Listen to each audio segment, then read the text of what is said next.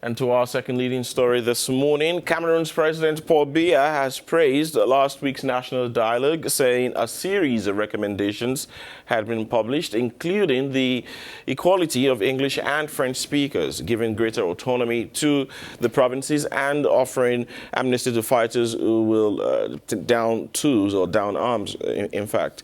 It had been the hopes of the government that the talks, which closed on Friday, would open the door to a historic peace agreement, ending a fight between the army and truncheons reportedly removed, and other between the army and rebel groups. Well, Jerry, it must be said that this major national dialogue was marked by the release of 102 members of the opposition party led by Maurice Kamto, a move welcomed by the UN Secretary-General Antonio Guterres, who encourages the country to further pursue its confidence and reconciliation-building measures. Now, at the root of this crisis is the question of the status of the English-speaking regions. With the proposal to decentralize, will this resolution succeed in satisfying the protesters? We find that more with our correspondent in Cameroon. Absolutely. Lambert is with us now. Good morning, Lambert, and a warm welcome to you. Thank you for joining us. Good morning. Good morning. All right. We hope that you're fine this morning. Tell us, Lambert, has the national dialogue met expectations, and has it provided the desired outcomes in Cameroon? Well, the major national dialogue was called by the head of state, Paul Biya, and had a major objective to put an end to the war that is shaking the English-speaking regions of the northwest and southwest. Has it met the expectations of Cameroonians? On the government side, and according to Prime Minister Joseph Dion Ngute, the dialogue was a success. It's based on a number of English-speaking demands that considers to have taken into account, in particular to grant a special status to the English-speaking regions, the rehabilitation of ports and airports, the decision to take into account the specific educational, cultural and legal aspects of their regions. Opposition leader John Frundi, a fervent supporter of federalism, said that he was satisfied after the meeting, despite the fact that the federal option of the regions had not been chosen. The main separatist leaders who are calling for the partition of the country have not hidden their disappointment. The separatist leaders who are absent from this dialogue remain stuck in their positions, even though some separatist groups reaffirmed their commitment to abandoning arms in order to guarantee peace in these regions.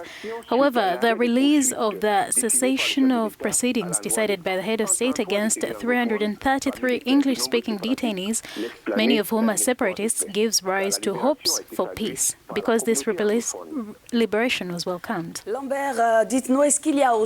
So tell us, Lambert, are there chances that the resolutions of the dialogue will be respected?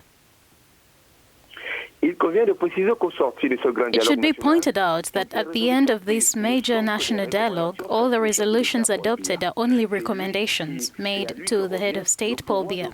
It's the responsibility of the committee to validate or reject the recommendation. If, of course, these recommendations are approved and validated by the President of the Republic, there will be a perpetual problem with the application of these laws. In Cameroon, many laws are passed but not enforced. For 23 years now, decentralization enshrined in the constitutional law that gives the local authorities autonomy has not been applied. Some opposition leaders have expressed skepticism about the implementation of the laws adopted in Yaoundé. But on the government side, the release of Maurice Kamto, Paul Biya's main challenger to the 2018 presidential election, and his supporters, their release that was demanded by participants in the national dialogue to ease the tension that exists in Cameroonian politics. Is released, Maurice Kamto now. How is it perceived in the country? Well, the release of Maurice Kamto, the leader of the Movement for the Revival of Cameroon, MRC, and his supporters, was greeted with major celebration both in the army court and at his home in Yaoundé. This release was perceived by the Cameroonian political class as a sign of loosening on the situation a few months before the municipal and legislative elections. Maurice Kamto, who had long claimed victory in the 2018 presidential elections, told his supporters a few hours after his release from prison that he'll continue his fight for the respect of human rights and for the establishment of a reliable electoral system. He's a man who is determined, although weakened by the 9 months in prison.